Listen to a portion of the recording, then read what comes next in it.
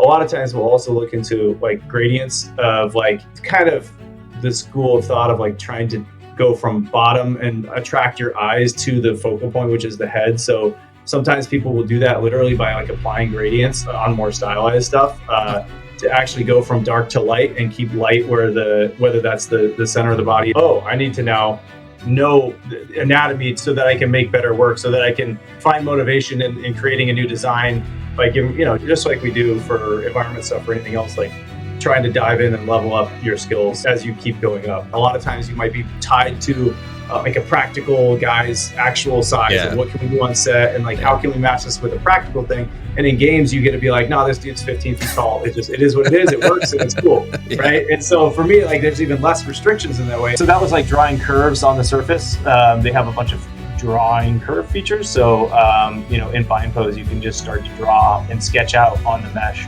where you want these things to go. I started with a ton of curves coming out the back of this head, and it just looked like a tube of hair, basically. This is the power of being a generalist. You got to use that. Yeah. Not many character artists are using Houdini. Like a TV workflow, because you could use displacement or whatever else, subdivision time stuff to make that higher res. So in here, you'll see more triangles than you probably would in film or TV. It is an art on making things performant for sure. Shipping a game versus not shipping a game. There's certain points throughout that shipping a game process where there's these, what we call like a come to Jesus moment where oh yeah, we did a good job, it's performant. There's different gates where you realize like, oh, now when we add everything together, this needs to be trimmed back. And so where do you cut? How do you rely on the normal map as opposed to trying to cut in every single detail with polygons? All right. So welcome to another ATMO show, or whatever you want to call it. We are here with senior character artists. The first time, I know some of you guys might be confused, but we have senior character artist Matt Lefferts with us to talk about his skills. But yes, for a long time we've been talking about environments, and that's what's been all focused on, is environments, matte paintings, concept art, full CG, final stuff. And we have now just recently expanded to characters and creatures. So welcome, Matt. Thanks for joining. Hey, very cool. Yeah, thanks for having me on. So it if the viewers don't know, we had already done this with FX, where it's split up, separate from the environment stuff, and then now we have it split up, the character split up, separate from FX and environments. So you guys we'll check out that page. And a reminder, everyone, if you haven't signed up on the page or on the site yet, to start building your art portfolio over there, which is protected by AI, scraping and all that jazz. Do it. Get on there. Support the site. I just clicked it, so I'm seeing it live. We're good. Yeah, here we go. So, we'll get to know. Let's get to know you first, and then we'll jump over to your artwork on the page, and I'll go over that page as well. See the updates, and So, what's up, man? How's it going? Hey, how are you? Good. I'm good. I'm doing okay. It's funny. I was on your site a bit ago, and I watched one of the other interviews you had done with with Dax from Gaia and all that. And he and I worked. I didn't work with him, but we went to the same conference for View way back years and years and years ago, which is very cool. Yeah, let me do this real quick. I apparently forgot to hit record OBS. So Gaia is awesome. What a great program, huh? Yeah, he's a very talented dude. And I got hooked up with you through Brandon. And he and I worked together at Fuse FX. Yeah. And if anyone doesn't know Brandon Young, I have an interview with him. He's the FX artist. His work is on the FX channel too. He just recently started jumping into games effects. Nice. Which is cool. So what's the deal? How'd you get into this? Because I was looking at your profile. You work in games, but you also worked in TV and film. So what I'm seeing is you worked at Fuse FX. You start at the beginning with some smaller things, like work on DVDs, CG commercials for DVDs and stuff. Back. If you go back on my resume, so I started like I went to school in Idaho, and my wife and I got married early, had my son early. So like I jumped into a lot of things very very quickly at like 21, very very beginnings. So then it was about like I had something that I graduated with that that I knew I wanted to do, but then it's like, oh crap, I got to turn this into actually being able to make money as opposed to just like loving doing it and all that kind of stuff. So yeah, for me it was I started through kind of like architecture visualization, and then moved into yeah, that kind of world of doing renderings and stuff like that. And then on the side, I was able to work up more demo reel stuff and apply out to LA multiple times, right? And this is like 2008 and stuff when no one was hiring. So yeah, and then finally, I got into the industry on like a 3-month contract in LA, and that was at a place called Enhanced Digital. So that was then it was like medical visualization and military, not commercials, but like military type videos and simulations, whatever, right? So that's kind of how I got in there, and then from there they had a little division that was the the TV division, and so then I kept bugging people and trying to like work my way in there, and eventually got to work on my first TV show, which was Grimm, which was actually filmed all in Oregon and Portland, where I'm from. And so, yeah, then from that show, I worked on a few other ones like CSI Miami and stuff. And then got into Fuse Effects, where I worked on even more shows. And then that a majority of my career was Fuse Effects. And then I transitioned, or I went to a company called Ghost VFX and worked for them. And then when COVID hit, everything kind of went crazy. And so I kind of used it as an opportunity to look into like self-reflect and figure out that like I had a passion to try to figure out a better life balance. And I thought games also had a great like blending of kind of tech and like where that was all heading and how fast it was all changing. So I applied and got a job at Insomniac, and then I've been there since 2021. Yeah, it's good. So you were a generalist basically at first, Yeah, and yeah. then you moved all the way into character art, because I always heard that I'm a matte painter, environment artist, generalist guy, and I've always heard that character artist is the hardest to break into, to actually get into. That's like a senior role, because how many artists do they accept for that? Like, well, there's so much competition. Like as a matte painter, I don't think there's as much competition. Like it's hard. It's really extremely hard to find good matte painters, but the competition, everyone wants to be a character artist. That's the thing. Yeah, it's crazy. Yeah, I think I kind of fell into it because, well, I fell into it, but also was like during that time I mentioned when I found out they had the TV division, Grimm just happened to be a show where they had a lot of character transformations and things like that. And so because that show was character focused, I was able to kind of use that as a test case on like, oh, can I do characters and that type of thing? Because I'd always had an interest in it or whatever, right? But having that first like production test case where I did a test to try to get us some of the character work, because we do other things on the show than character specifically, right?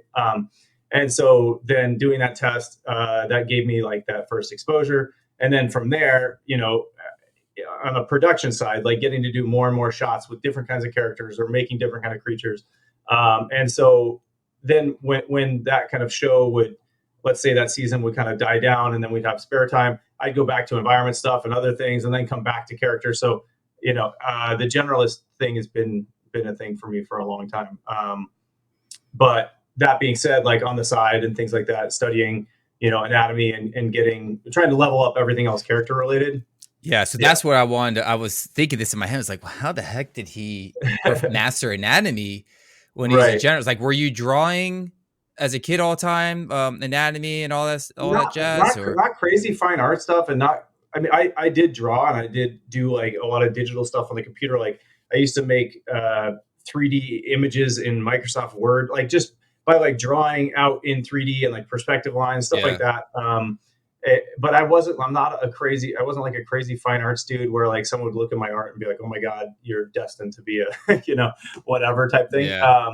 So yeah, no, just a lot of like on the box, like production character work, like getting that real world exposure to those type of scenarios, and then just figuring it out as you go, kind of. And then as you get more and more into the character side, like, oh, I need to now know the anatomy so that I can make better work, so that I can be more like find motivation in creating a new design by giving, just like we do for environment stuff or anything else, like trying to dive in and level up your skills as you keep going up, right?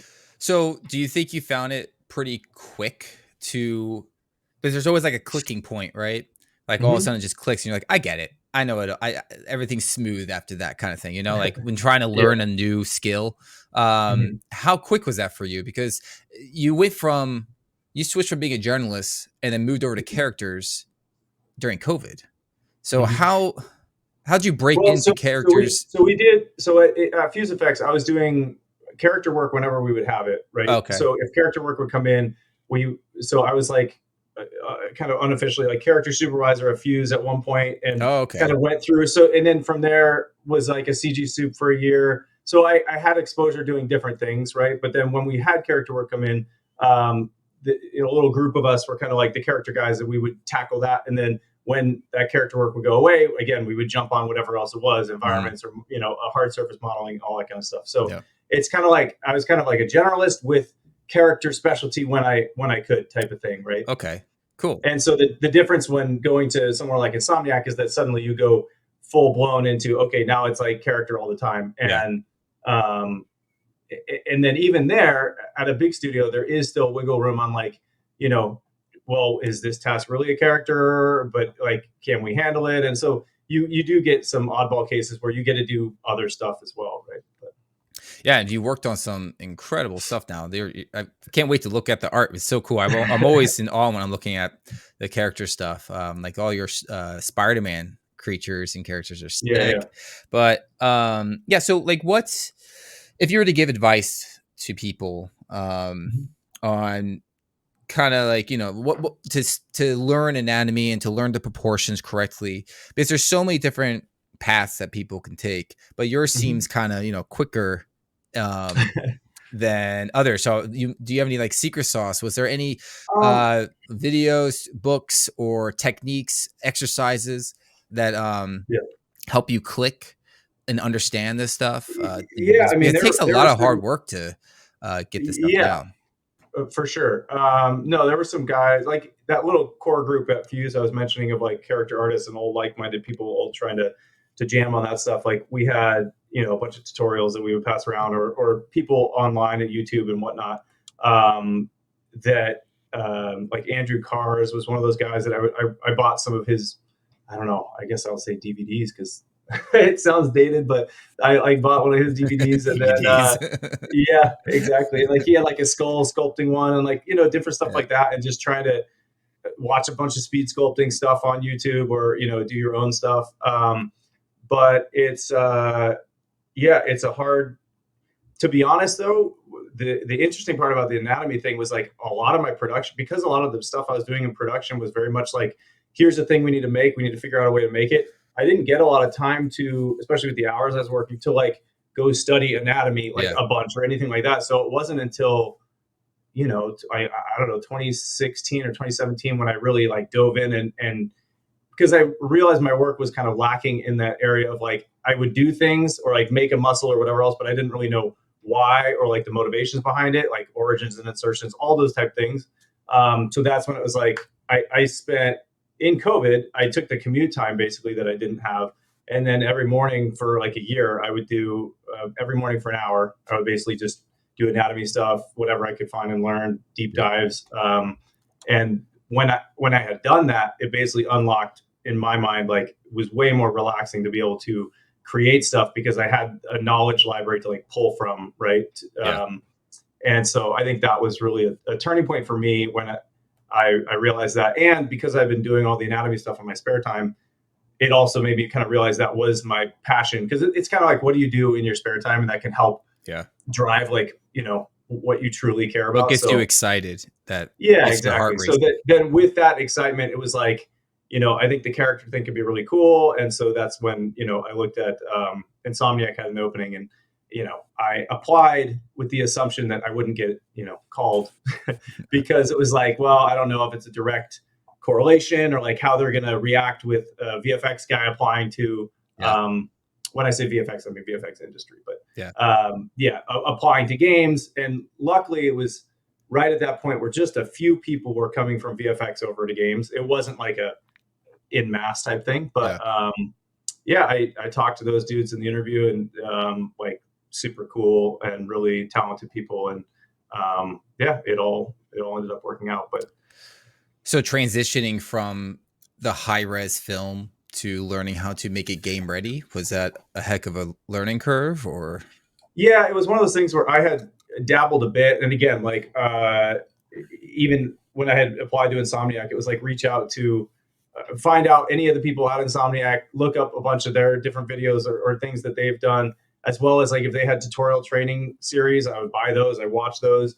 And so it was hard, because a lot of the AAA gaming stuff, especially on the character end, it all changes so fast that even if you buy somebody's training series, it might be out of date by the time you go to an interview where you're like, hey, this is how we do things, right? And they're like, nope. Because like it just changes so fast. So it was kind of like, just when I had that opportunity, again, just like diving on it and trying to learn as much as I could about it, and then be open about some of the things that I didn't know yet, or something like that, right?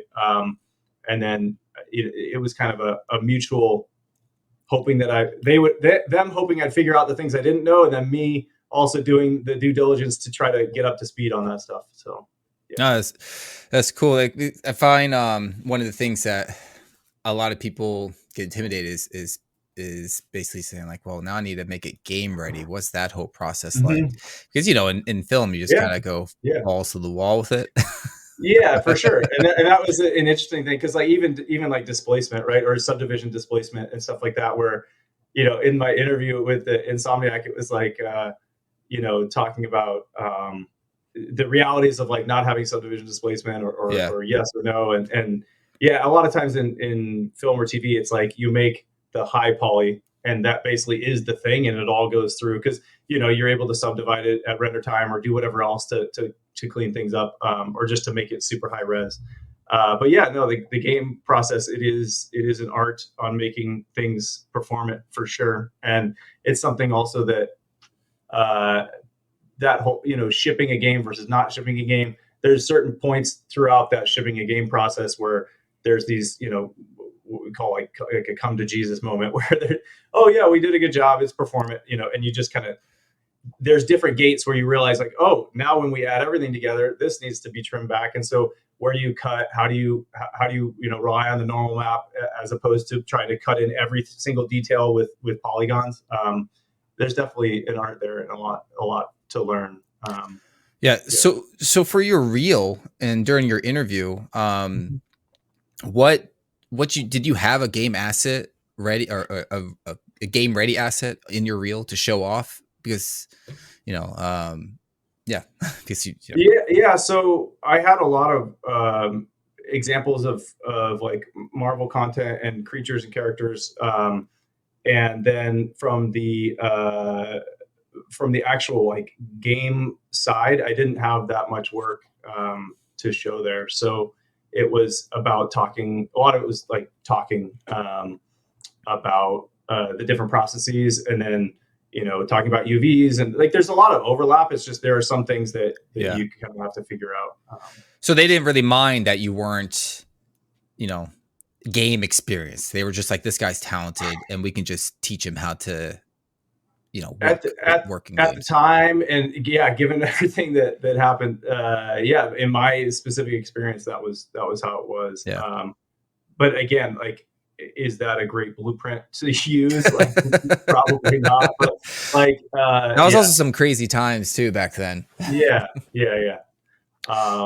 So I would recommend, if people are trying to get into games and whatnot, like, a lot of it's about portfolios, especially like mid-level artists or something like that, where people want to see like how high of a quality bar you can hit yourself, or if it's professional work, like maybe you have supervisors and other people that are also helping get that asset, like they may be providing notes and other things like that, right? So but the personal work is one way for people to see like how high can you push something with your own feedback loops on how high quality you can make something.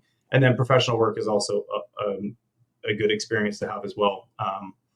But yeah, there are always oddball cases with with everything. So I think I was kind of more in that boat. Yeah, and I guess you probably stepped back in your title. So probably did they keep you at senior right away, or did you go back No, so I and went then you to went into? advanced. Yeah, yeah, and that was part of the reality was like, hey, this is the offer of, yeah, you're not going to be senior, you would be advanced. Yeah. And then on my end it was like, okay, do I take that hit, or is that something that I think there's a broader opportunity here that I could, you're doing this for so long, it feels weird to do that Yeah. to any degree. And so it was like this, is it worth, from both ends, Insomniac's end and my end, like, is this the right move? And so for me, in my lens, it was like looking at also VFX and like just being in that for years. It is a grind, and the life balance is a very hard thing to attain, and Yeah. now even a job is a hard thing to obtain. So there's it's a lot. So I had more than just like the title that I was trying to figure out, right? So yeah, but ultimately, yeah, I made it work. That's great, man. Yeah, that's I've jumped into games too, and I just Mhm. feel fortunate that I was able to, avoid the craziness that's been going on. Mhm. And it's hopefully things will turn around, and I see some things opening up and stuff, but we don't have to Yeah. get all depressed right now. Yeah, it's all good. But no, I think, yeah, it's those kind of decisions are multifaceted, especially um, when it comes to, like, let's say it's an opportunity that could be something, but there are other realities that come with it. It's not, you don't always get every single thing you want in an opportunity or in a decision that you have to make, right? Yeah. So So how would you explain working in games versus film and TV? Like what are some of the positives and negatives? I mean, I guess you don't have yeah. to say any negatives so you don't get fired. I can talk about games in general. Yeah. Yeah, no, I think I have a lot of analogies that have come in my head over the last a few years and stuff about just, number one, in VFX and film and TV, it's things are kind of segmented down into, you have dev assets or something like that. Like, oh, we need to make X number of environments, we need to make X number of characters, and then we kind of get into shot work, and then those things are all very like locked in and itemized, and like if we need to update an asset, we're going to choose which shots we update it in because the client's already bought off on these ones, and these ones, we still know we can iterate on it, and it becomes a little more locked and a little more known. And then when you come to like huge games and stuff, a lot of these references are all live, and so like when you make an update, it goes and it'll populate through 40 hours of gameplay, or like all kinds of the workflow is very different in that way. And so yeah, that's when like build stability, like when the stability of the game comes into play, it's because there's so many moving parts all the time. And the same could be said about VFX, but it's just a little more I don't know, I guess version controlled, or whatever else on the film and TV side. And the dynamics also a bit different depending on, in VFX, like it's very client oriented and like constantly pivoting for clients. And then on games, I think there's more time to kind of cook. Yeah. But also the expectations are crazy high too. So and things are like really highly scrutinized by fans and everything else like that. Yeah. Depending on the TV show or the film, it could be the same way, right? But yeah, there are a lot of similarities, but yeah, I find both really cool. Yeah. What do you think of is there a difference in design at all, you think, between the two? I feel in VFX, uh, it may be overgeneralized, but I feel that there's a kind of a, you're trying to hit exactly the VFX soups or exactly the director or somebody's vision, and it's kind of a top down. Is kind of how I've explained it before. Like you're all trying to match a singular vision there. And in games, I feel that it's more collaborative um, and you are all trying to make something really cool that's also in brand that also tells a good story. But yeah, it also comes down to like the character design. I feel like in games specifically is you can it's slowed down a bit more to really focus on silhouette and readability, and like also you can play with character scale in VFX and things like that. A lot of times you might be tied to like a practical guy's actual size of what can we do on set, and like how can we match this with a practical thing. And in games you get to be like, no, this dude's 15 feet tall. It is what it is. It works and it's cool. Right. And so for me, like there's even less restrictions in that way, and I find that really cool, because I feel like on the VFX side a lot of times you kind of would get pigeonholed into having to match some kind of practical thing, or oh no, this can't work because when we film it, blah blah blah. And when you're in a game, it becomes kind of freeing in that way. And you find that the work-life balance is better in games? I know that it varies, but yeah, I saw a notable difference, 5 times better, like a lot better, between overall VFX and games. But that being said, I know that every company is different. Every experience. Let's check out your work on the site. Before we go on to that, is there anything I like to ask this question. I haven't actually asked it in a while. So Right. Is there any moment where you're just like, fuck this, I quit? And then you kind of get out the that you get past getting burned out and stuff? Because is there anything stick out to your mind there? You mean on a task or on a certain thing, or just generally globally? For a project, like for work. Okay. Yeah. Yeah, there are always, mental battles, I think, are a huge thing for artists in general. And there are points where it may not be because of an outside thing. It may not be because someone else or something like that. It could be like an internal thing where I'll be working on something and I just know it's not iterating how I want, or I'm in a frustrated place and it's just like, there's a lot of stuff like that happens, but those are less of like, I'm never going to touch this industry again. It's more little things. But it's I definitely had points of VFX where it's like, you feel burnt out and that nothing is energizing you, or, you just feel like it's a never ending type of deal. Yeah, I get it. It's that burnout thing. And it's not just our industry that get burned out. Everyone struggles with the whole burnout stuff. It's just a question of like, how do you get past it, and how do you find that joy again to just move forward? Yeah, to be honest, there's even times where if I start to feel that in recent years or whatever, it's like, all right, I think I need to take 2 days off, or go somewhere for the weekend. Like whenever I start to feel that, it's also like I want to get out of my chair. I want to go on a hike. I want to disappear to the beach. I want to go somewhere else to just like kind of reset, right? And like not just, okay, I'm going to go 10 times harder and just dive into this thing. Obviously deadlines are deadlines, and like maybe you can't do that at that point. But if it's something like a personal project or whatever else, or if you get the luxury of having a weekend off, like I feel like games is better at that, where it's like I can jam as hard as I want Monday through Friday, and then it's like, look, I'm going to do something completely different on Saturday or Sunday, or just go be with my kids, whatever it is, right? And that kind of helps detach your brain, because that's kind of when the burnout comes, is when you're just constantly unable to detach the brain, in my opinion. But, yeah, for sure. All right, let's check out your work and the sites.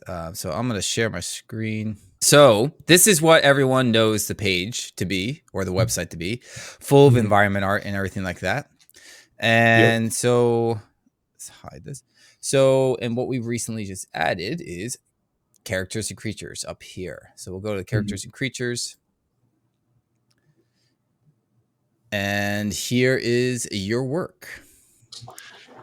Since you're the only one that's uploaded, this is the homepage. This would be, the collage of everyone that's uploaded on here. And for everyone that's first seen the site, the whole thing is all about being more organized in ArtStation. It's not a giant clusterfuck. So it's separate. You'll never have any environment work on the characters and creatures side, and it's also filtered through experience level. Yeah, I thought So that was cool. yeah, so you can see this should be very helpful for recruiters if they're trying to look for specific artists at their certain experience level. And so you have the mid seniors and mid artists and seniors and everything. And up here you have different categories. So you have the humans, creatures, mechs, games, animation, storyboards, concept illustrations, and the traditional. I actually need to see if I can interview a traditional guy. I haven't done anyone outside the VFX or games yet. I need to do that, but sorry, you just dropped out for me, and then you just came back. oh, okay. Yeah, so split up with it. We got categories over here with the humans, creatures, mechs, games, animation, storyboards, and concept illustrations, and traditional art. And the I have a black and white button to check out values, which is helpful in environment arts. Oh, cool. But maybe it's also helpful for characters too. I'm sure it is. I mean, it's a check that we do too. Yeah, that's awesome. All right, cool. Yeah, and we have the ability to do open to feedback, and the way that works is I guess you don't have the button on here, but because it's final work. So if you do the open to feedback, it lets people know that you want, harsher criticism or critiques or whatever. Yeah. And what's nice is that your profile will now have a blue check mark on it. So when people see you comment on someone's artwork, they'll know, oh, that came from a senior. So nice. to take it a little bit more serious, more to heart. And then on top of that, we have the ability to make markups. Oh, I have to sign in order to do that. Let me do that real quick. Yeah. So on top of that, we have the ability to comment with drawings. Oh, cool. So I can click on that and then say, nice. Where is it? Okay. You have to do it again. That's the little thing I need to look into. Okay. So I haven't tested this when we made this page go live. I should have tested this. It works on the environment page. This is apparently bugging out on me. Feature. Ah, shoot. Well, you know what? I'll just demonstrate it on the environment page real quick. It's the exact same method. It's just bugged out on us. So if I did comment with drawing, I can draw and say, fix that anatomy or something like that, right? And it will show up in the comments as a thumbnail, and you could check it out. Like a little sync sketch markup thing. Yeah, the Wacom tablets don't work with it yet. I'm trying to figure that out. But it will eventually. But you can use. Cool. I mean, as long as the markups, like you're saying, are just kind of circling areas or being able to draw arrows or something like that. All that stuff. Sounds cool. Smiley face. So go back to character creatures. So yeah, so I'm just trying to make the site for a place to welcome feedback and help each other out and help learn and everything. You have the ability to make blogs and stuff. You have the anonymous income survey. Did I switch? Oh shoot, I didn't check this out actually. Let's check this out if I switched it to characters or not. No, I did not switch it to characters yet. So anyway, each department will has their own income survey. And it's anonymous. So you just put it up there and no one knows how much you put on. I won't know. So feel free, because I feel like everyone, they don't really understand how much they're really worth, and it's very important. And it empowers them for negotiations. In all the creative industries, there's definitely a pattern of people underselling, and big time. Not just by a little bit, by a lot. Yep. I have been victim of that as well over the years. It is. Did you have any method of figuring that out? Getting more contacts that you're good friends with that you can talk about it, because that's really, there aren't a lot of I know it's getting better, like let's say Glassdoor or other places, like it's more Googleable now, or I think somebody also showed me there's some database that, again, it's kind of a grassroots thing that people have decided to upload salaries, kind of like the thing you're doing here. But yeah, man, it's not a perfect perfect system. Yeah. Yeah, it's always because people are so shy about talking about money, Hmm. and once you actually start talking, and you'd be shocked. Like Hmm. so many times where I'm hearing Hmm. like a senior making way less than they should, Hmm. or someone making way more than I thought was even possible. Right. And that's why it's you got to have these conversations. Yeah, And it is crazy, so and it is also like region dependent because I used to hear numbers of people like in New York would be making what I thought was I was like, what, they're making that, but there are different regions with different prices, and now that things have gone remote, it also becomes interesting. Like certain companies now tie it to like where are you actually working from, and then they'll do the salary adjustment based on that. So yeah, there's a lot of things now that there's some hybrid and remote work going on too. hopefully this will make it easier for people to talk about it in a way. Yeah, no, I think that's great. Yeah, it's one of the things with the creative industries, right? Is you're taking people that are really passionate about what they love, in theory, like love doing what they're doing. And so there can be this gap where like you love doing it so much, you're like, oh, I don't need much money, especially when I was younger, right? And you're like, oh no, you'll pay me anything, that's great. But then yeah, over time, you definitely want to be getting paid what you're worth is Yeah. important. Yeah, we definitely get taken advantage of for sure. Mhm. Especially big studios. Like, oh, I don't want to put any names out there, but like, you've been dreaming to go to this one studio, and then they're like, we know you've been dreaming about coming here. Right, right. So Yeah, that is kind of the attitude that certain places have, and yeah, yeah. it's interesting. So yeah, this is the page, and let's actually go onto your profile. Oh, also there's we have the video going on here. ArtStation doesn't have Mhm. that, where Yeah, that's just cool. I letting it like the automatically autoplay. play. And Yeah, that's cool. at this moment, as I'm talking to you, you had to upload it to YouTube or Vimeo, then put it onto the site. But Mhm. by the time I release this, you'll have the ability to upload it directly to the site, instead of Nice, embedding it or with a URL or something. So that will be, by the time I release this, that will be live. Um, nice, and so yeah, let's get into this. cool. Let's go to your profile. And yeah, so let's check out Yeah, I think it's Spider-Man under. Yeah. 2. What was that?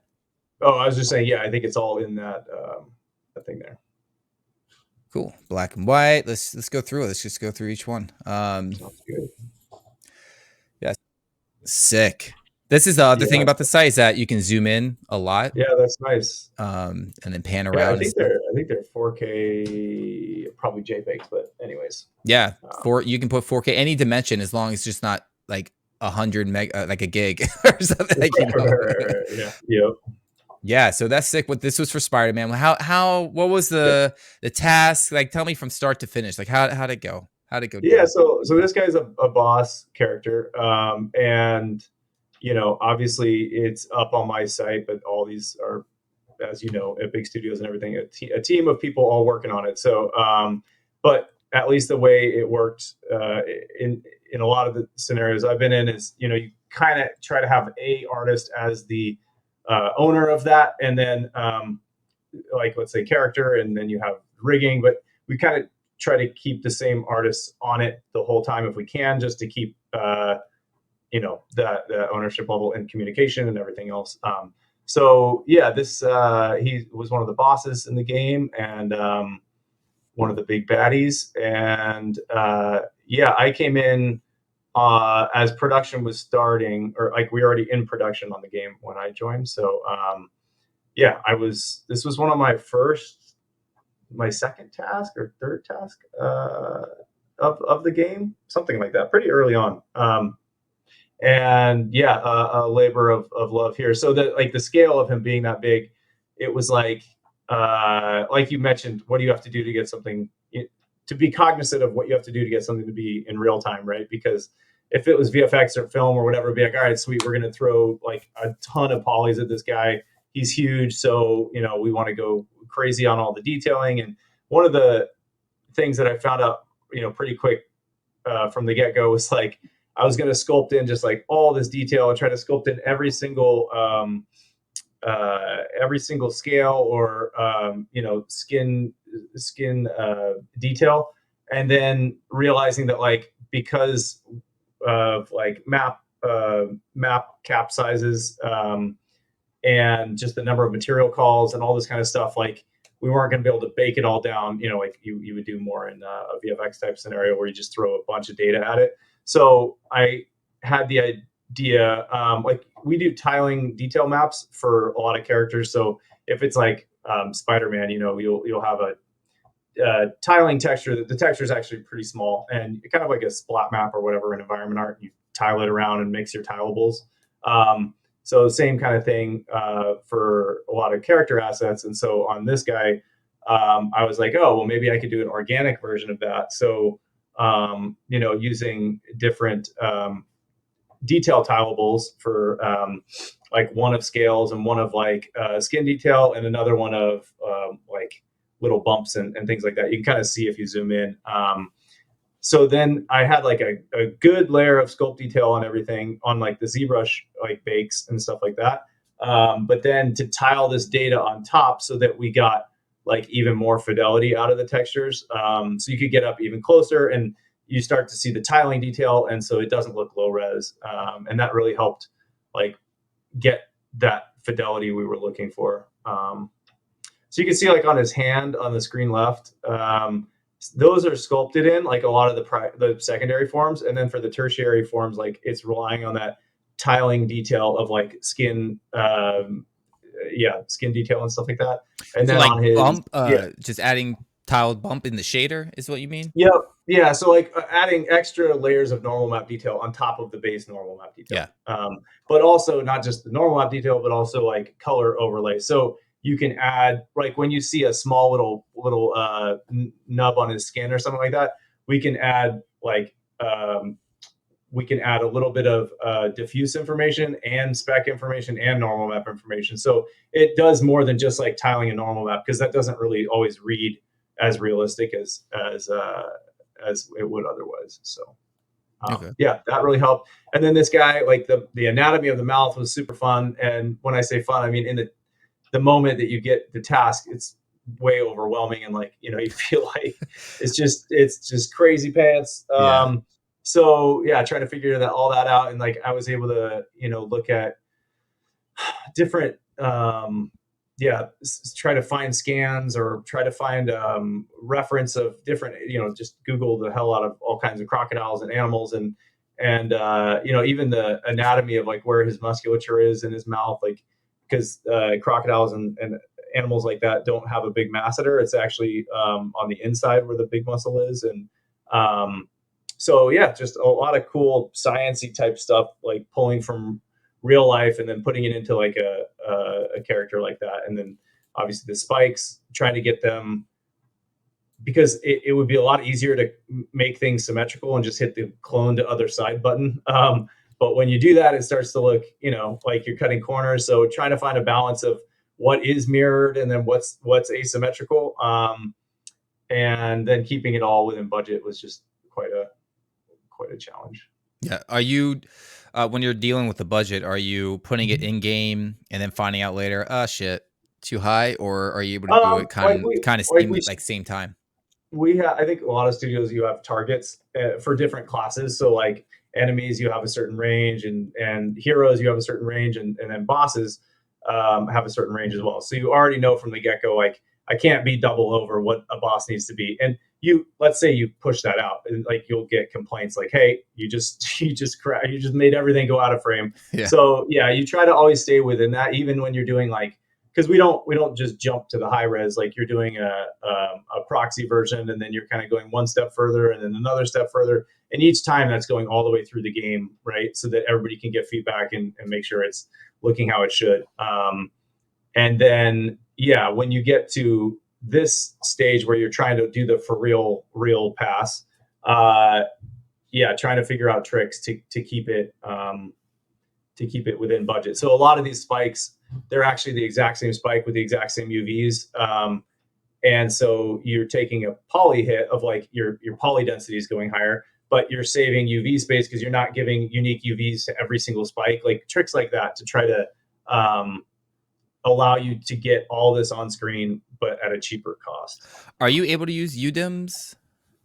Yeah, we do use UDIMs. It depends on your renderer, like whether they support it, or I think Unreal, which we don't use, but Unreal has, yeah, it just depends on the renderer. But you could be using an engine that doesn't. But at the end of the day, there's lots of different ways to get the textures on. Yeah.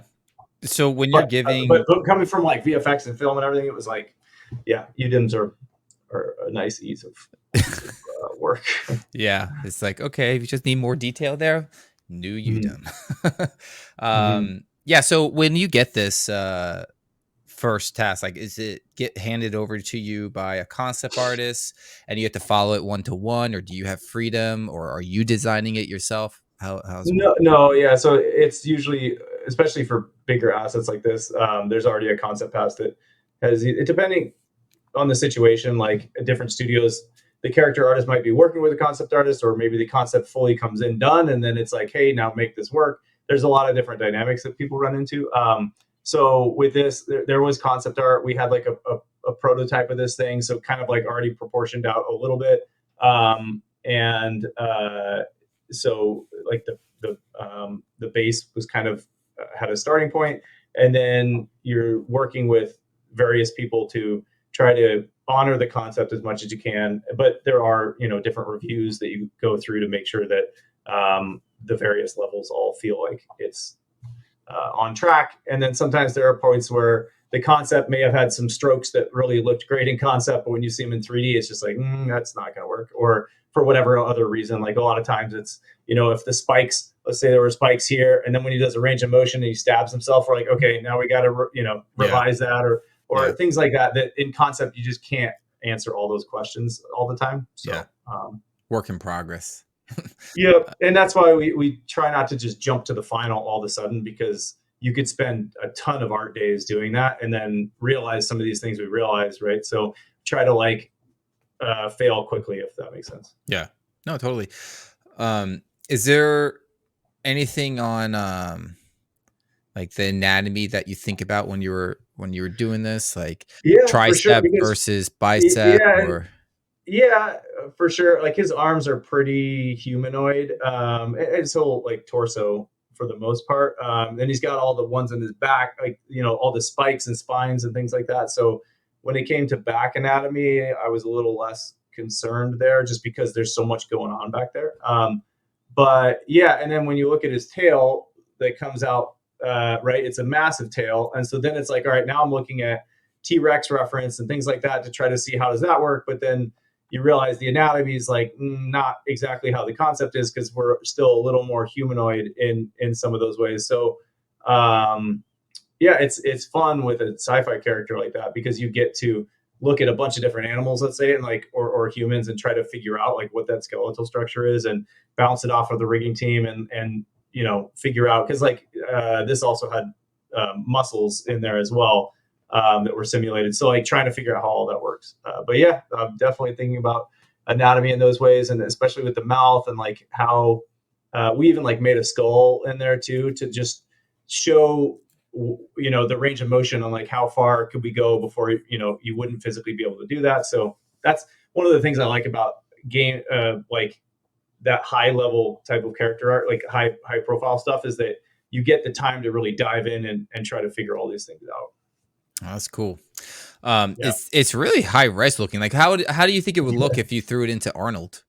What do you think would look as good as film? Well, so there's different, because there isn't displacement, right? Like some of this is cheated, like the subsurface doesn't respond the same. And so if you threw the high res, if I took the high res and I brought it into like a film type of workflow, I think, yeah, you could get it looking great. If you brought this just with the normal maps and everything else into Arnold, I think it would probably look better, but it wouldn't be at like a film level quality, just because, there are kind of like, cheats going on or things like that, if you were to do a normal film type workflow, you would be able to just get a lot more out of that. But for a game, I think it's pretty good. So you mentioned that the black and white actually becomes helpful. How was it helpful with the characters?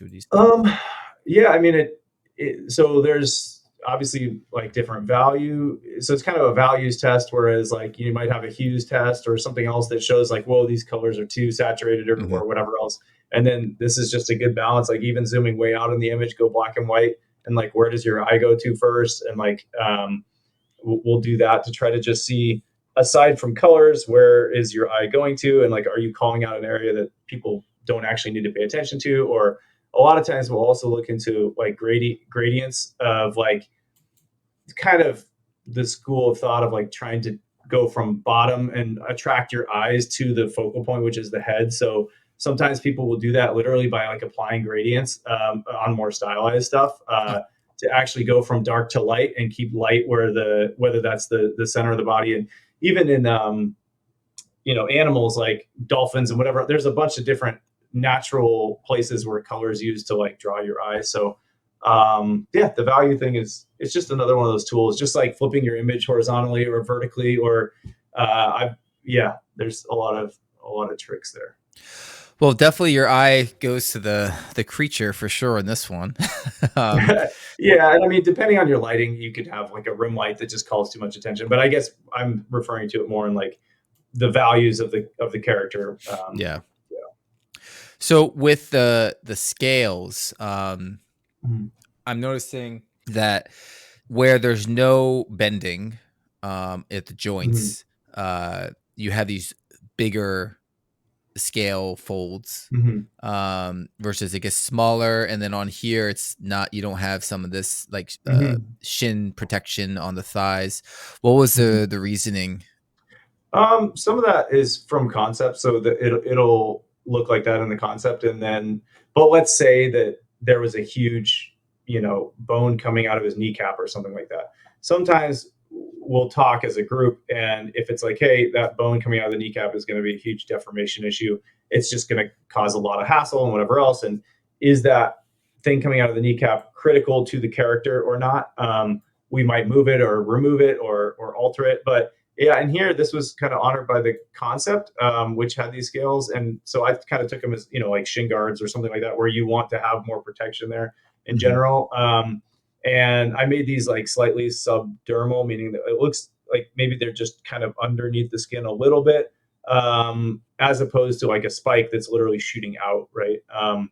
So yeah, it just kind of leaning into it and then trying to gradate off the values. Like you can see in intensity as it goes up towards the knee, like it just lessens in the intensity of the sculpt, just to kind of help your eye believe that it could fade in and fade out like that organically. But sure. that one's kind of more concept driven.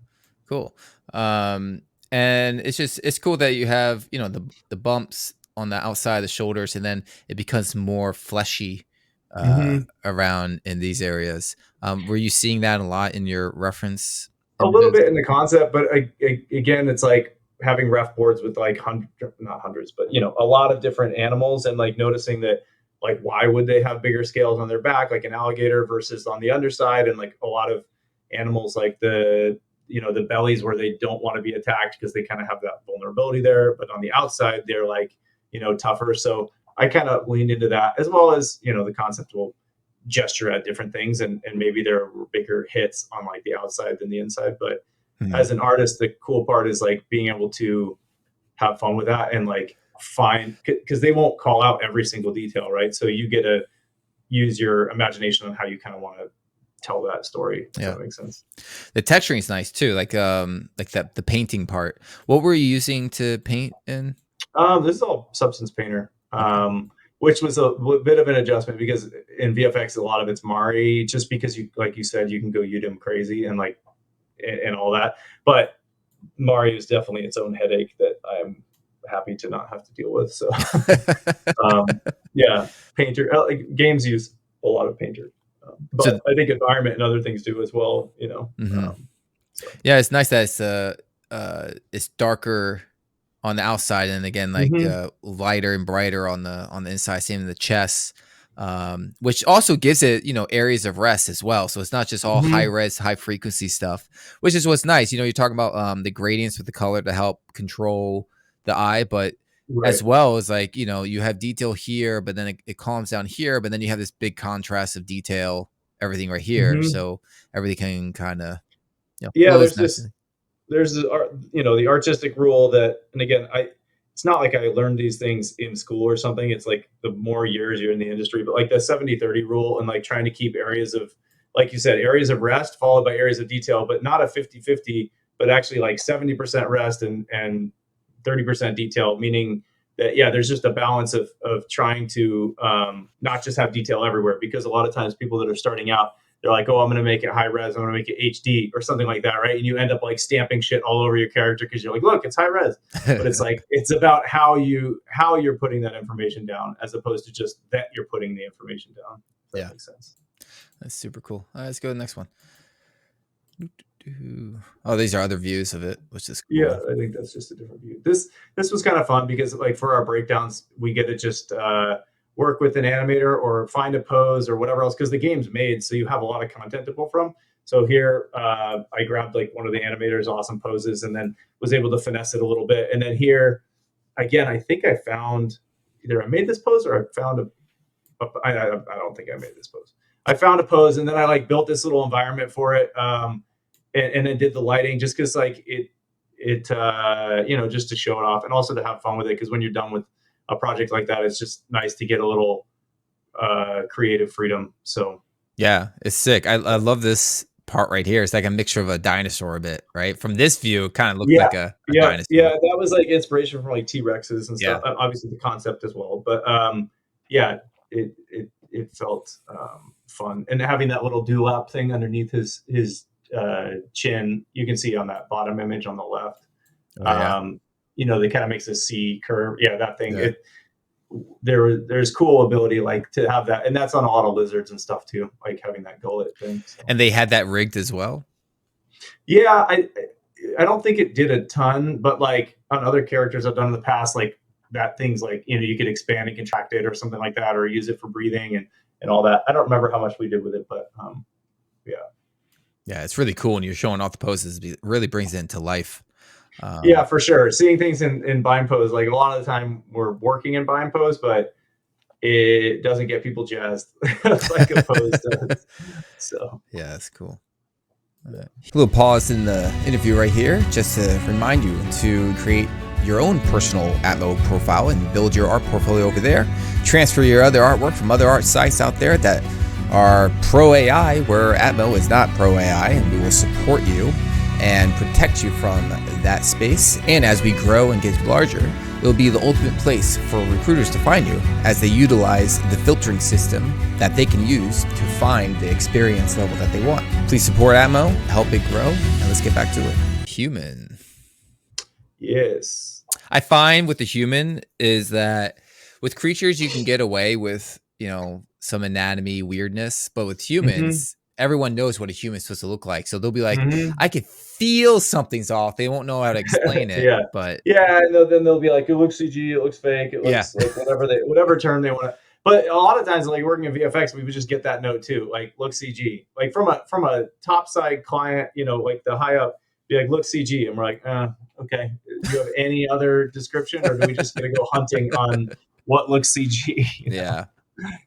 But yeah, no, totally. And nowadays, because more and more things are simulated with like muscles and skeletons and whatnot, it's harder to, well, it's more important to be accurate, right? Because you can't just make a thing and then be like, see, it works like this. And then when people go to hook it up, they're like, no, that's not physically plausible, So that's kind of an interesting thing that's been in recent years.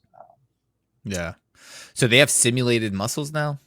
Mm-hmm. Well, yeah. So film and TV, and then games are starting to get into that, and it's a whole thing. Yeah, games are getting pretty nuts nowadays.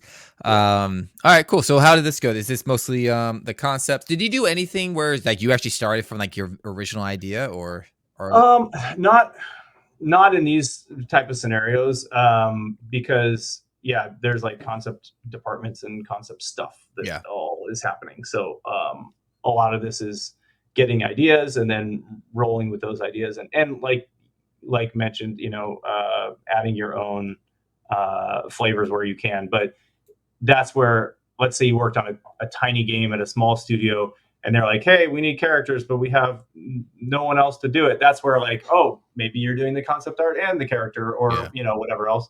At bigger places, it's a little more segmented down. So are they ever handing over the base sculpt that they do, or is it all depending on the depending on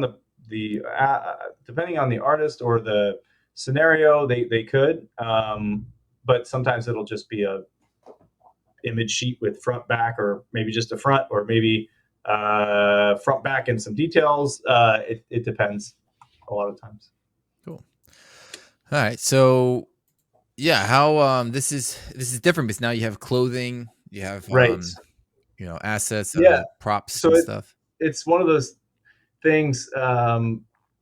It's nice to get to be able to flex different creative muscles. So like a creature is a certain type of challenge, and then let's say you're done with that, and then your next challenge is something like this. You get a completely kind of shift mindsets now into like, okay, I was able to blend 5 different types of creatures in this thing, and now I'm jumping into fabrics and how would this be stitched, and where did this pelt come from, and all this kind of stuff with a guy like that that you see here, as well as like now there's this fur element and hair, and like what is the fur main hood thing made out of, and why is it there? So just trying to find a lot of justifications for why something might be in a concept, because sometimes it can be pretty kind of sketchy, like or like not fully justified. And so in order to create it at a high degree, you kind of need to identify what it's made out of, like what is the motivation for it, and all that kind of stuff.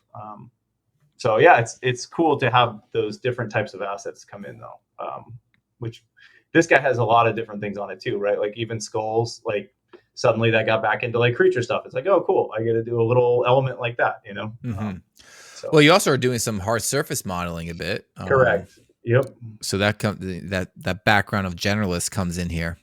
Yeah, exactly. And there are character specific people that just practice that too, but having the generalist thing just helps me a lot of times when you get those oddball scenarios where you're like, oh, I guess I'm not that tripped up by this because I've done something like this on a totally different thing in the past or whatever, right? Mm-hmm.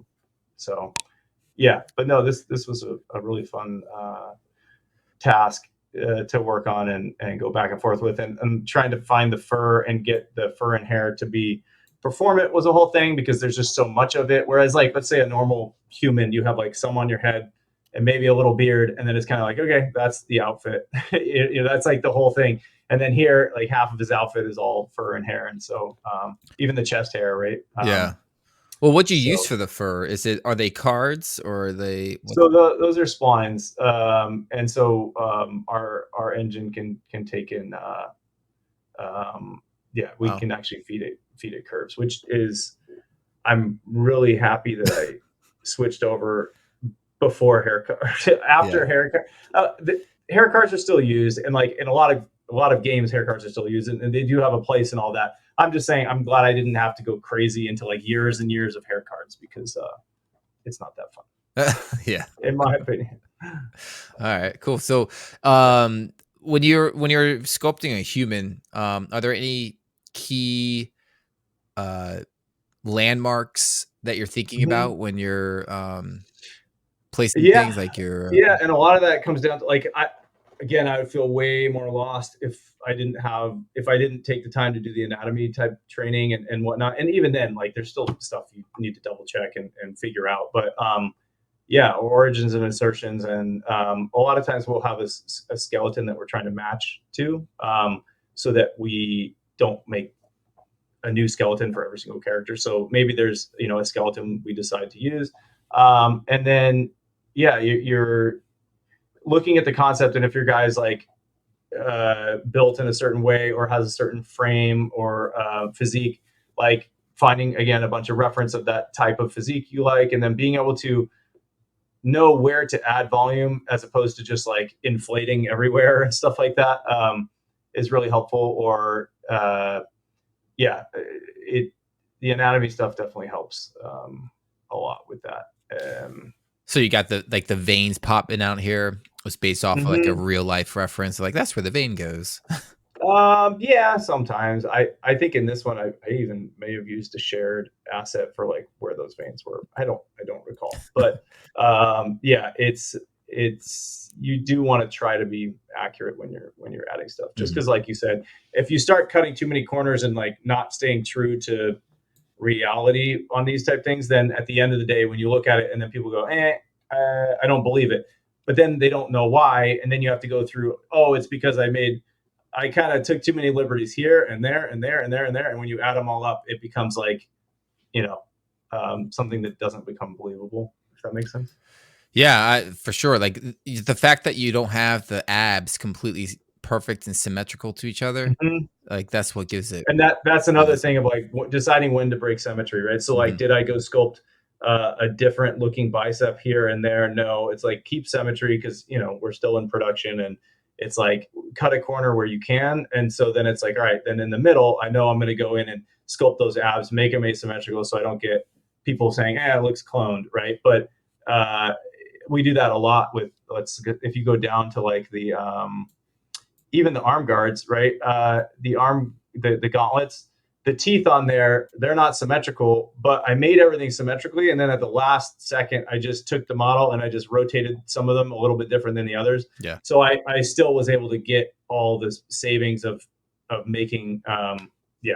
So it's like trying to figure out cheats to Mhm. make things not look all clony all over the place. And even the knee pad on left and right, you can see it's not the same knee pad. It's actually two different knee pads. But there it was like it felt important because one has the bones, and so why did he put the bones on that knee pad? Oh, because the plastic part fell, or sorry, the armor part fell off, right? And so all those little justifications kind of help Oh, ground it. Where that's cool storytelling there. yeah. So that's the thing is like even if someone gives you a concept, like you still have to find all these things to make it believable, if that makes sense. Mhm. For sure.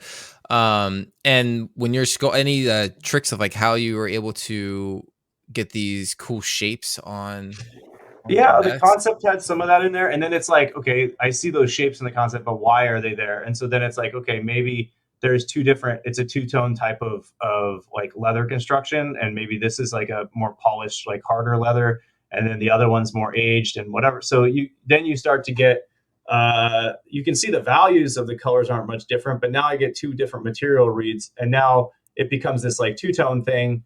But in the concept, it may not have had that kind of differentiation, and so that's the fun part with like materials. And then with the sculpt of it, it's like, okay, I see these as like, I looked at like motorcycle jackets and or something where you have a pad and then leather is coming down over that pad. And so that's where you have, let's pretend these were like some kind of padding and then the leather over top.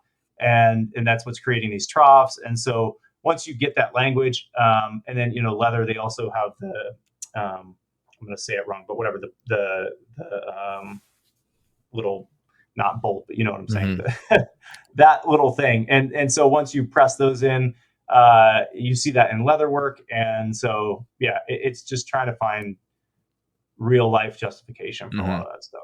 And was it all done in ZBrush or did you model Hmm. this Yeah. in So yeah, that was all ZBrush, and then I did model some of that in Maya. So yeah, ZBrush, Maya, and those are pretty much Okay, the cool. Because, creative. like, you got the nice, like, the major forms, and then you got these little edges in here, Mhm. that, it gives you that feel of material, that's been worn down and Mhm. used. Um, that's nice little touches there. Yeah, and that's one thing. Like historically, I've worked for certain clients. Let's say it's like an airline company. Like I did some work for like Boeing commercials and things, and you want to add that wear or that grunge or something like that to ground it. But then in some of those other scenarios I've worked in, they're like, hey, I see dirt on my plane, take it off, and you're like, wait, but then it's gonna look CG because it looks so perfect. Yeah. So it's fun on these type of fantasy type things where you get to add that wear and nobody says anything because it looks cool. Like Yeah. I like that. For sure. Yeah, grunge everything up. Yeah. You can go too far with it, but like having just enough, like you said, to where it's not your first thing you see, but then as you look a little more, you can pick it up. Yeah. Um, and this little piece, like this animal loinclothy cloth. thing. Yeah. How'd you make this? Was this with the splines or textures? Like Yeah, it so you can feels see the fuzzy. splines. The splines are on the perimeter of it. That kind of like white fuzz stuff that breaks silhouette. And then it's got like a fur shader, but like a cheaper version on it to get that kind of fuzz.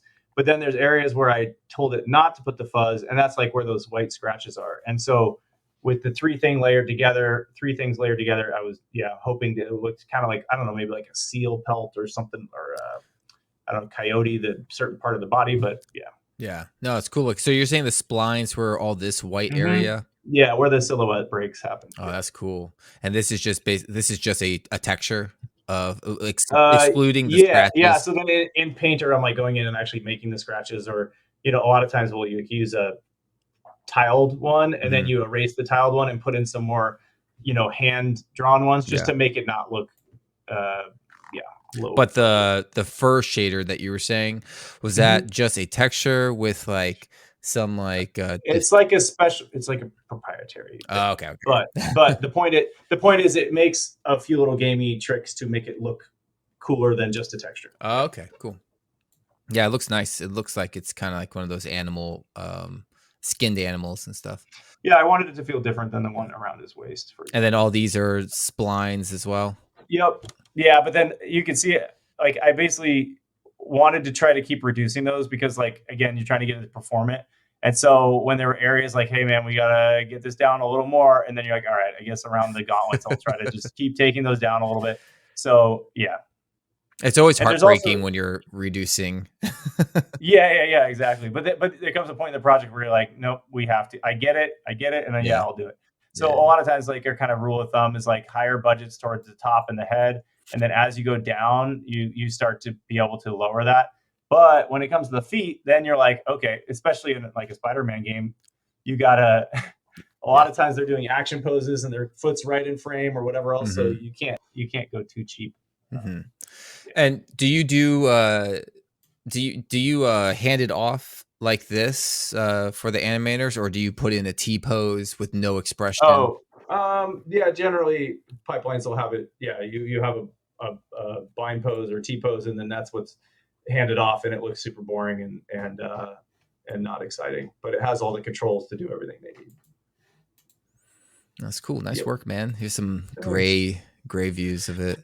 I am, like you had mentioned before, like if there's like a way to group up your breakdowns and other stuff. So I am going to build a system where like within this, let's say this image, you can make a subfolder inside of this, so you can throw that inside of there, and then it will say, okay, there's another image in there. Nice.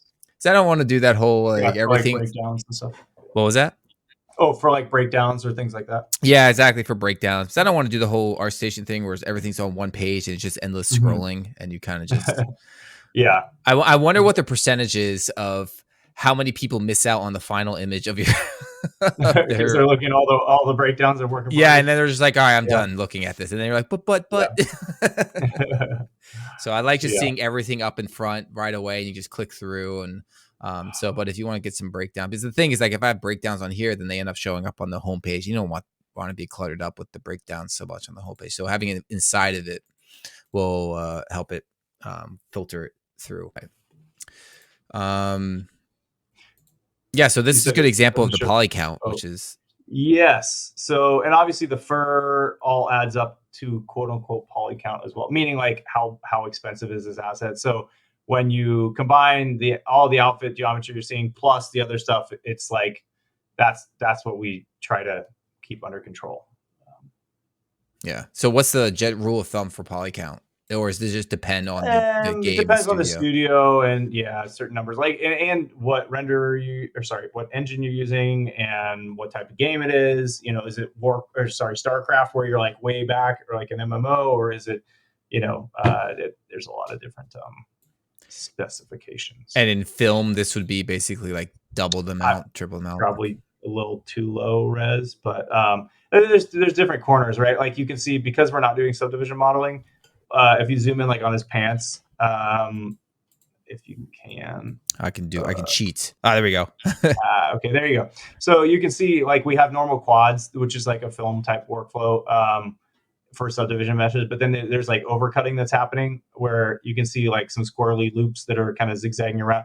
Yeah, those are all the like catch silhouette folds and stuff. Okay. That wouldn't need to happen in film or like a TV workflow because you could use displacement or whatever else subdivision time stuff to make that higher res. So in here you'll see more triangles than you probably would in film or TV.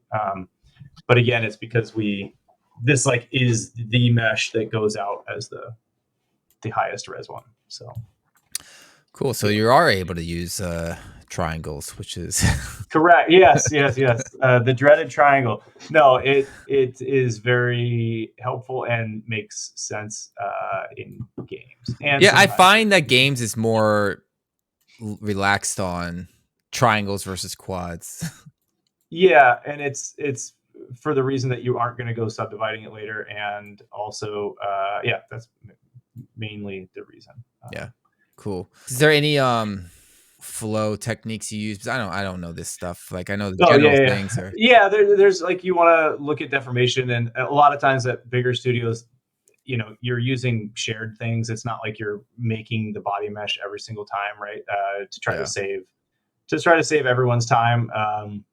Templates or shared meshes. There's a lot of ways to try to keep people cranking stuff out without having to reinvent the wheel every time. Yeah, for sure. All right, cool. That's helpful to see. Let me get back to original size. All right, which ones should we check out? Let's do whatever. I mean, we can do whatever one's catching your eye. Let's see. This lady's pretty wild. They're all catching my eye, man. Yeah. So yeah, Scream. That was a really fun one. Not the lizard type of organic creature, but now this is like the symbiote style, which is fun because there's like a cool like shape language in there that with the concept and stuff where and Marvel in general where getting this like harder symbiote and like this tension that is on like the yellow stuff, but then a more like flowy, gooey, muscular membrane stuff on the other colors. So this was a fun one. And again, when I say fun, like it's always stressful when you get it and you're stressful when you're starting it. And then there are points in there where you're like, okay, this is kind of going where I want. And then it becomes exciting. But even to this day, like it's still nerve wracking at times, especially starting something. Big. Yeah, I get the exact same thing, especially when you're when you're told to concept something too. And you're just like, fuck. Okay. Let's do this.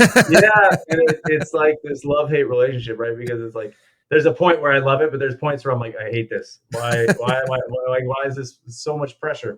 But then you get to the point where you're like, this is so fun. Yeah, exactly. And then you look back on it and you're like, that was great. But yeah, there are totally days where you're stressed out. Like the hair for her was crazy. It was like, how the hell are we going to do like all this hair and how's it going to move and what's it going to look like and how are we going to get it perform it? Because you can't do every single strand, obviously. So you'll see that. And then that symmetry thing came in of like, can we completely mirror the left side and the right side? And the answer is like, no, because it starts to look like cloney. So yeah, there was a lot of like R&D that had to go into that or like trying to figure out the best method, but like still stay within the time given. So those are all the fun little problems to solve. Yeah, it's cool. And the shading, the texturing painting is really nice. Like you got the gradients in the eyes in here. You got the gradients like inside. That's another one of those kind of tricks to try to, instead of just doing a solid fill color and being like, that's probably how it is. Maybe when a vein, like one of those symbiote tendrils, like is closer to the surface, it's getting a lighter color, but like you don't want that everywhere because then it just looks like, you just put a filter on it in Painter. So trying to keep a nice balance of that. And especially with the goo, I found it helpful to get that gradation from like lighter yellow to like a darker. And you'll see that on like membraney stuff and other organic things. And it looks like you almost have like a Fresnel on the tongue in here. Yeah, a lot of these shaders kind of use a built-in Fresnel to help boost the edges. The only problem with that is sometimes the Fresnel doesn't make sense. If it's in like a shadowed area and you're getting Fresnel, but it's not like an Arnold renderer where it's like completely nose, you know what I mean? So that's some of the stuff you got to live with. Yeah, that's nice that you're also breaking up the finger textures as well. Like that's red, but then that's not so much red. It's kind of various. Yeah, that might have just been an accident. I don't know if I intentionally did that. Oh, you did over here too. No, Yeah. Okay. Yeah, it's really cool. See, is this the wireframe? Yeah. So this is just showing some of the sculpt Okay, form cool. stuff, but yeah. Yeah, it looks fun.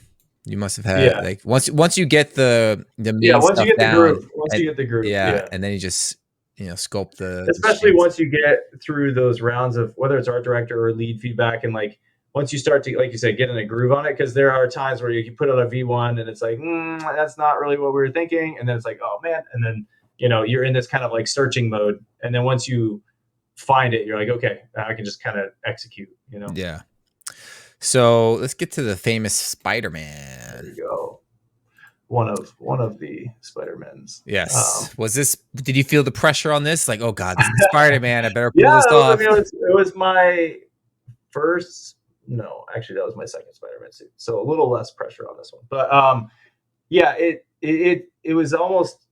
It's so simple that when I say simple, I mean like compared to the other, like Craven or one of the things that had like a bunch of shit going on, and this is more like down to simple and iconic stuff. And also there was a bunch of other suits that we had made and that I had to reference and all that stuff. So that makes it way less intimidating when I look at everybody else's awesome work and I'm like, oh, okay, I can pull inspiration from all those things. Mm-hmm.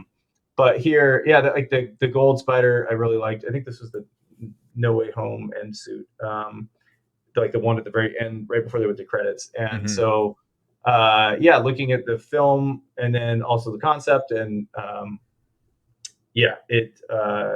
liked the metallic, or not metallic, but it's kind of the anisotropic read on the blue is really fun.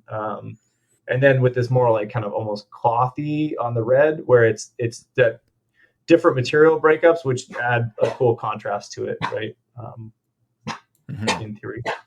But yeah, and it was like making dog. It's okay, my dog. All right, hold on. I'm gonna let. Yeah. There we go. Sorry.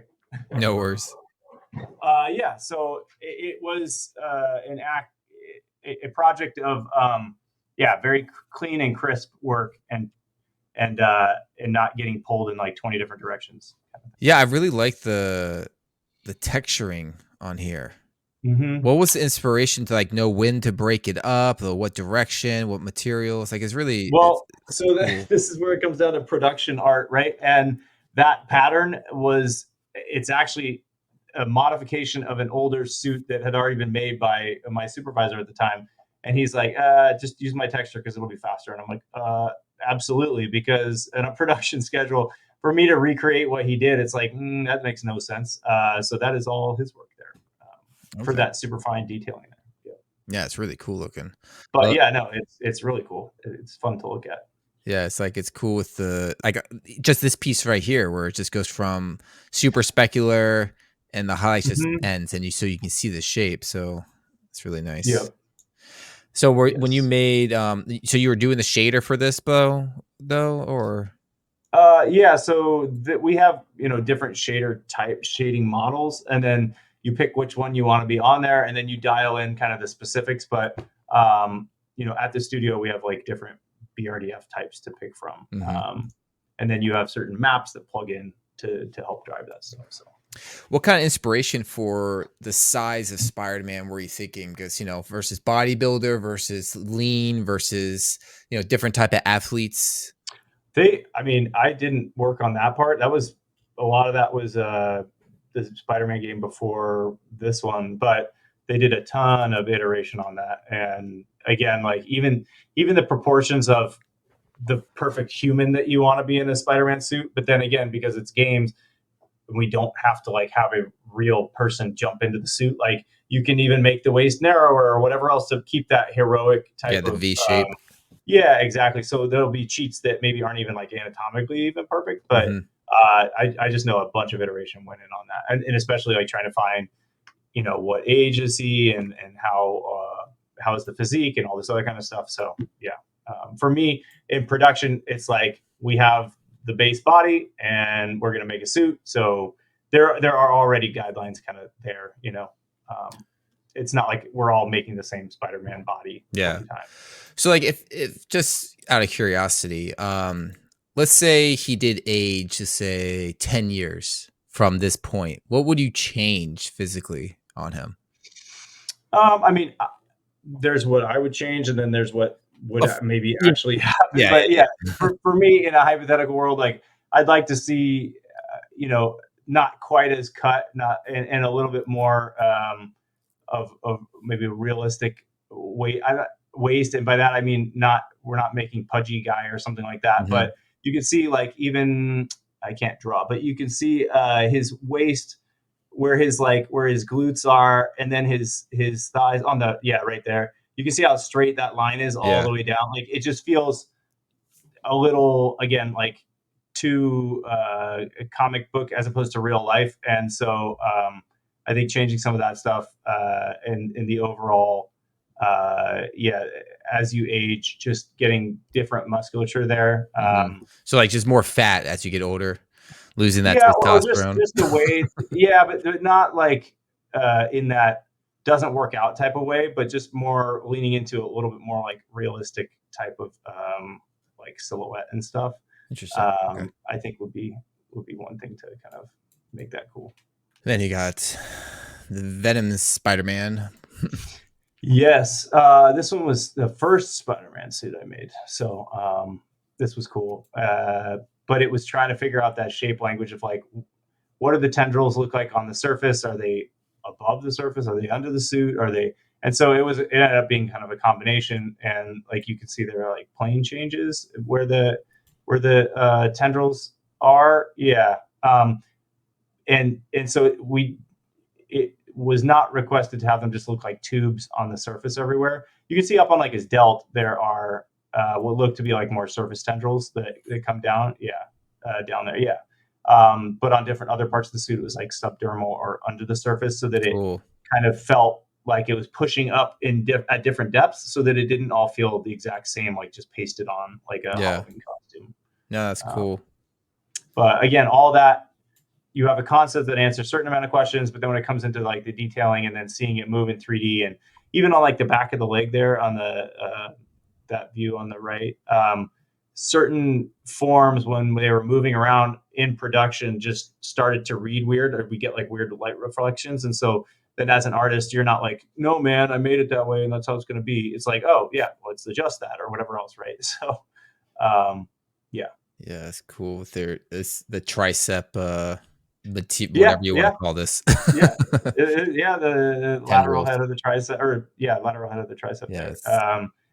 Trying to, and again, that's where anatomy comes in. And yes, the concept artist probably put like a few strokes there or something like that, or made some tendril, but knowing like, oh, where should I put those to make it make anatomical sense? You can see the delt, even like the rear delt has kind of that tendril that knowing where not to make that tendril go for deformation problems is helpful, if that makes sense.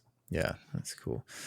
How with the spider symbol in here, was that sculpted in there or is that textured? That's all sculpted. So in ZBrush, and you can kind of see the relief, and then it's actually cut into the mesh geometry too. So cool. So that way we can really control like in the deformations when he's moving. If it was all textured in, you kind of lose some control on being able to manage the shape of it. Okay. So it helps. That's cool. All right. This is interesting that you have this girl. Yes. But you have this breakdown over here that I'm curious about. Yeah, I don't know why it's in different locations, but yeah. So you can just to let you know, you can drag your images around to organize it. Oh, okay. Yeah, I will do that then. Depending on the studio you work for, sometimes you might just be making character outfits. You might be making the whole character. You might be making the character plus the groom. And so, I'm a fan of being able to do a lot of that stuff. So with MJ, it's or at the studio, it's character artists are doing the same character artists are doing the grooms a lot of the time. So yeah, with her doing that groom was challenging, but really fun. When looking back on it. So yeah, there's a hairstyle that's pretty specific that you're trying to hit, and then getting like, even asking my wife like, well, if you were to curl your hair or whatever, like what? And she's like, oh, well, the twists always go away from you. They would always twist away from your face. They never twist towards. And I'm like, oh, okay. So like asking all those different questions, or like finding out about makeup and how do we, how do girls apply the makeup and whatever else, and finding out, all the differences between mascara, eyeshadow, and like all those different things. Was really fun to figure out. You get to dive in. She's like, "Ooh, I get to talk about all this stuff with my man." Yeah, yeah. No, I think she's just more like, "Okay, you're weird. Why do you care?" Well, you gotta know, man. Now you can design her own hair, critique her style. I'm an expert now.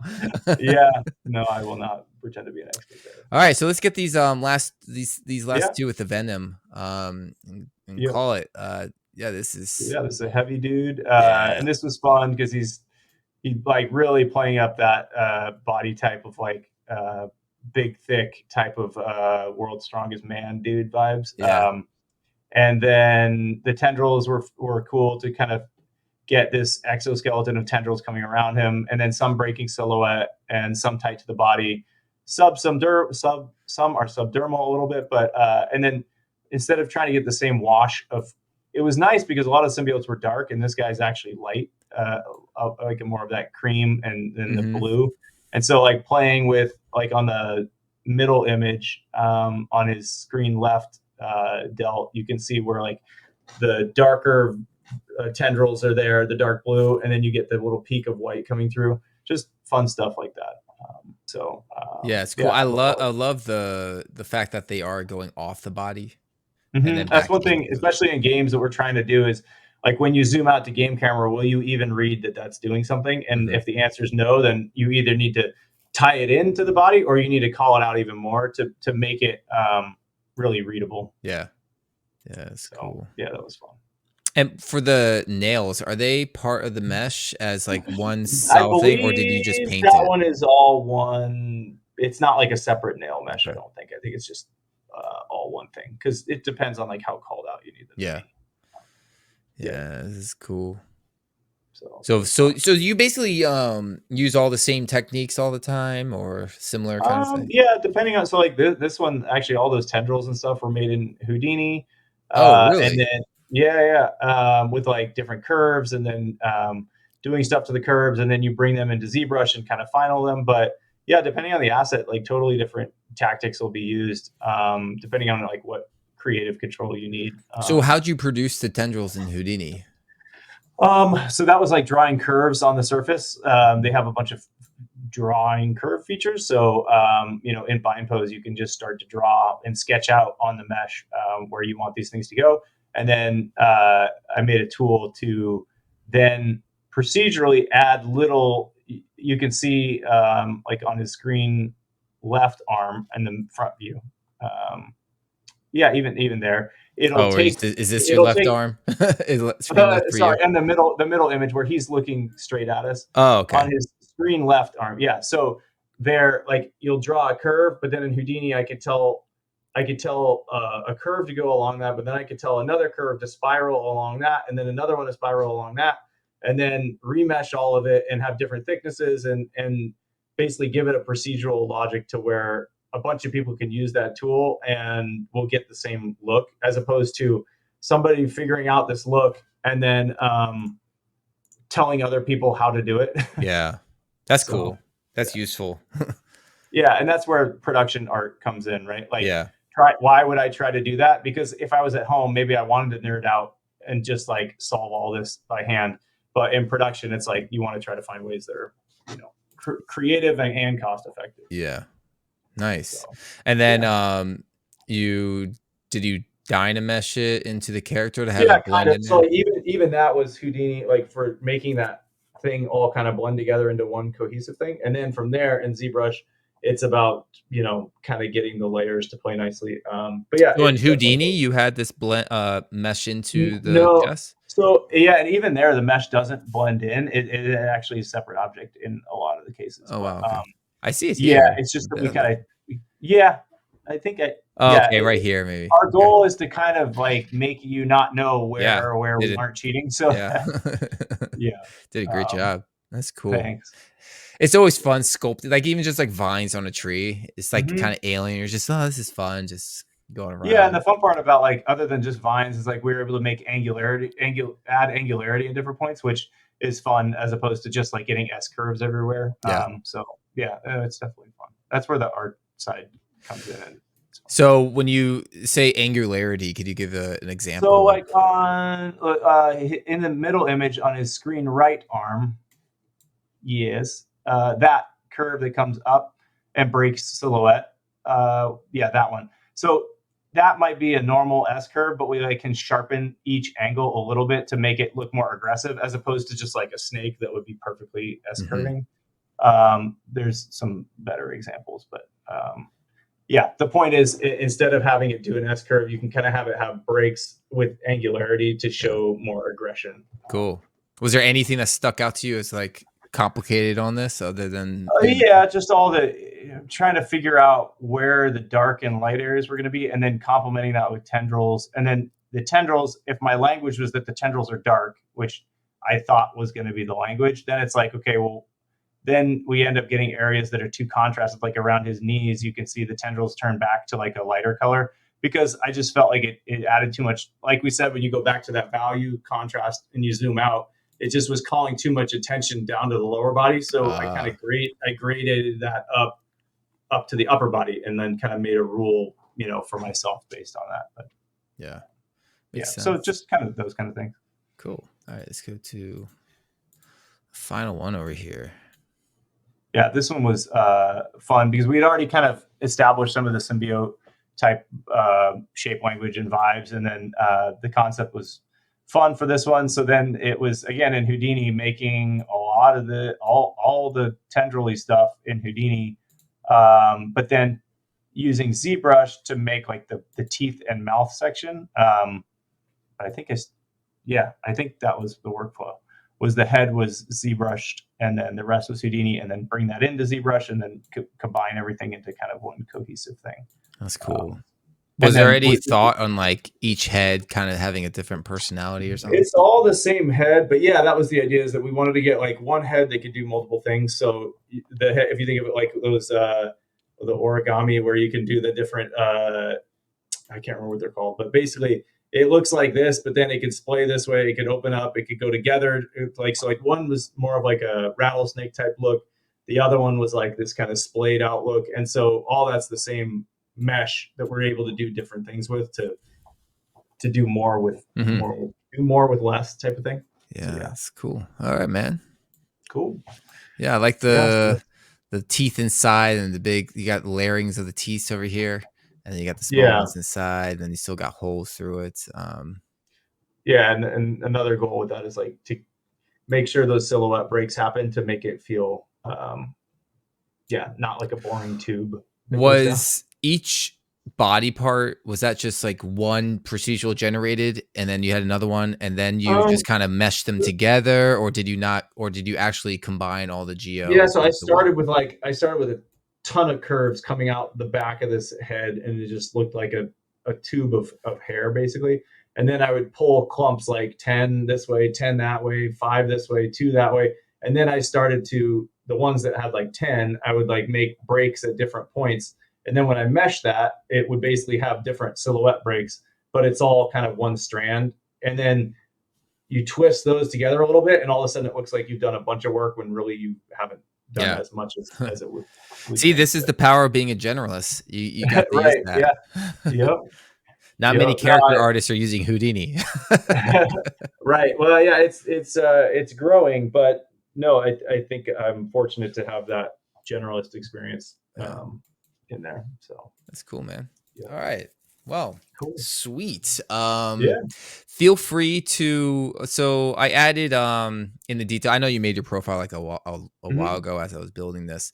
You can Yeah. add your social up here. Oh, cool. So fill that in, all that stuff, so people can easily find you. Which do you want to say verbally where they can find you to to follow you or? Yeah. Well, I don't have a Instagram and all that stuff, Okay. but yeah. Wherever. I mean. Well, maybe you can just come hang out on Discord with us. Yeah. That sounds good. The Discord link is up here. You can check it out. But yeah, it's been a pleasure, man. This is really cool work. And your story is interesting. It's cool to see you go from that to characters in games. So it's I'm sure it's very inspiring to a lot of journey. very big inspiration for a lot of people. So yeah, cool. Well, thanks for taking the time. Yeah, I appreciate it. Thanks for coming on. This was great getting to know you. And yeah, that's just when it finishes. I guess I'll make a statement, guys. Thanks. Be sure to maybe, I don't know, find him on LinkedIn or something. Yes. Well, my email is matthew.lefferts@gmail, but I don't do all the Insta things or whatever the other stuff is. But yeah, I'm on LinkedIn and all that stuff. Okay. Well, thanks, and everyone, thanks for tuning in, and be sure to create your profile on ATMO, www.atmovfx.com, and spread the word amongst your artist friends about ATMO, that there's another home that you can go to for art portfolio that will protect you from the AI scraping that everyone's annoyed with. And it will continuously evolve. If anyone has any suggestions on the site of features that they want, hit me up for sure. Send me an email through ATMO or hit me up on Discord, and I'm totally open. Some people have already been doing that, and they've given me some great tips or suggestions to do. So, all right, dude, thanks for coming on. Just stay on for a tiny bit as it finishes uploading. Doesn't take long. But yep.